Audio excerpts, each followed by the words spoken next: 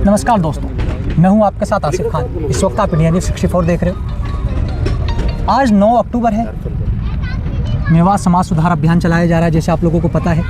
हमारे साथ कासिम मेवाती जी हैं। जिस तरह की आज मुहिम रखी गई थी, जिस तरह महापंचायत मेवात में की गई, तो उसको लेकर जानना चाहेंगे। सर, पहले तो हमारे न्यूज़ चैनल में आपका बहुत बहुत स्वागत है। बहुत बहुत शुक्रिया। देखिए सर, हमारे मेवात की अगर बात की जाए, जिस तरह बुराइयाँ फैल रही, सर आज महापंचायत की गई, सर क्या कहना चाहेंगे आप? देखिए, अच्छाई और बुराई का जुर्म जब से दुनिया कायम हुई है जी, हमेशा से रहा है। अगर अच्छा ही अच्छा होता तो फिर बुराई के लिए जगह नहीं होती, तो फिर किसी की ज़रूरत नहीं थी, न पीर की, न पैगंबर की, न ओलिया की, न अवतार की।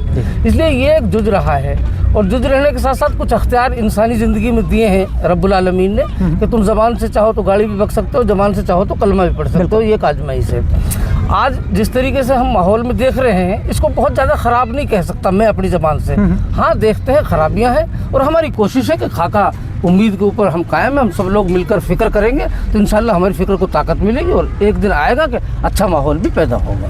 ठीक है सर, अगर इस मीटिंग की हम बात करें, जिस तरह सरपंच साहब 1.5 महीने से लगातार गांव-गांव जाकर इन मीटिंगों में जो गांव की बुराइयां हैं उनको लेकर बात करें, लेकिन आज इस मीटिंग का खास उद्देश्य क्या था? क्या समाज में इसकी एक बात रखी, क्या कहेंगे? देखिए, कोई भी मुहिम विचार एक जहन में आ सकता है, ख्याल एक जहन की पैदाइश हो सकती है, लेकिन उसको पूरा खाका या पूरा अमल में लाने के लिए कुछ लोगों की ज़रूरत पड़ती है। हम जो खूबी सरपंच साहब की पहल का बहुत बहुत समर्थन करते हैं, और इनके हौसले को ताकत देने के लिए हम भी आज वहाँ से चल कर के आए हैं। इन्होंने एक अच्छी शुरुआत की है।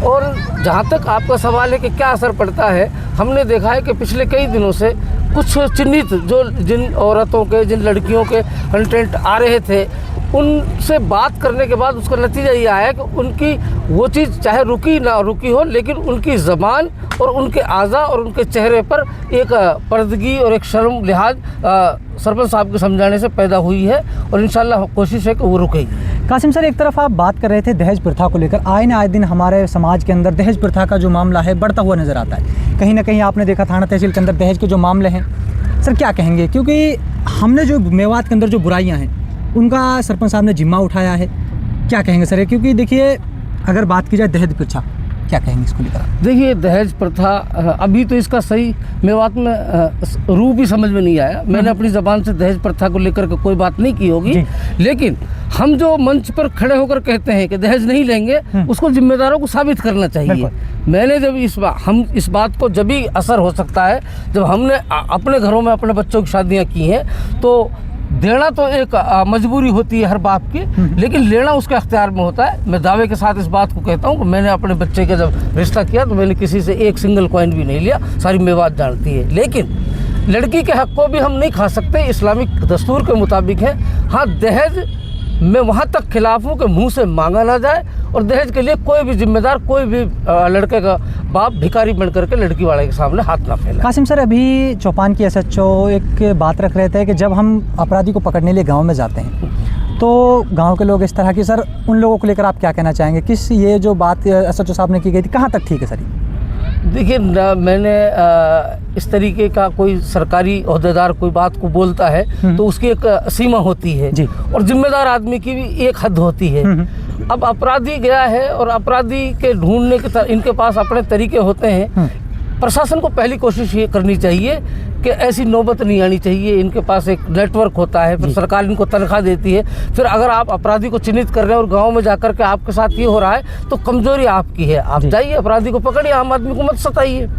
सर, मेवात समाज सुधार मुहिम को लेकर क्या संदेश देंगे? लास्ट और आखिरी सवाल मैं तो क्या, हमारी तो पहली कोशिश तो ये है कि सरपंच साहब ने एक मुहिम उठाई है जिसका हम दिल से समर्थन करते हैं, और आपके माध्यम से, आपके चैनल के माध्यम से मैं कहना चाहता हूँ कि हर घर के ज़िम्मेदार को चाहिए कि वो अपने बच्चे और अपनी बेटियों के सबसे पहले उनकी चाल को देखें, उनके ढाल को देखें, उनके खाने का, उनके पीने का, उनका पहनने का, उनका रहने का, उनका सहने का सारा तरीका देखें। हम देखते हैं कि हमारी बहन बेटियां आजकल किस तरीके का लिबास पहन रही हैं, आखिर वो हमारे सामने ही रहती हैं। इसलिए हमको चाहिए कि हमको बहन बेटियों के लिबास पे भी ध्यान धरना चाहिए, और बच्चों का ख़ास तौर से नए लड़के हैं, नौजवान हैं, वो पता नहीं किस स्टार को फॉलो करते हैं। उनके लंबे लंबे सर पर बढ़े हुए बाल, बिल्कुल चेहरा इस तरीके से, मैंने अभी अपने उसमें जब मुझे मौका मिला था, मैंने कहा था कई मरतबा ऐसे मौके भी आए हैं कि हमको हमारे लोगों की शनाख्त करने के लिए मैयतों का उनकी शर्मगाह को देख करके शनाख्त करनी पड़ी। ये मैं अपनी जिम्मेदारी के साथ इस बात को कह रहा हूँ। तो कम से कम